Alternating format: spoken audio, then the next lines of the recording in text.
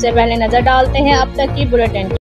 بزرگان دین نے برصغیر میں دین متین کی ترویج کے لیے گراں قدر خدمات سر انجام دی ہیں، خصوصاً علاقہ تھل میں خوش قیام ہو کر اولیاء کرام نے لوگوں کے دلوں کو اسلام کی سنہری تعلیمات سے منور کرنے کے لیے مثالی کردار ادا کیا۔ پاکستان کا قیام اولیاء کرام کا فیضان ہے۔ ان خیالات کا اظہار مقررین نے مرشد آباد شریف تھل میں پیر طریقت حضرت خواجہ گل حسن، حضرت خواجہ محمد عبد الغفور، حضرت پیر محمد عبد المعید سبحانی اور پیر صاحبزادہ محمد انوار الحسن کے عرس کی 3 روزہ تقریبات سے خطاب کرتے ہوئے کیا، جبکہ صدارتی خطبہ پیر طریقت صاحبزادہ ڈاکٹر محمد عبد الغفور الحسنی سبحانی سجادہ نشین استان عالیہ مرشد آباد شریف تھل نے پیش کیا۔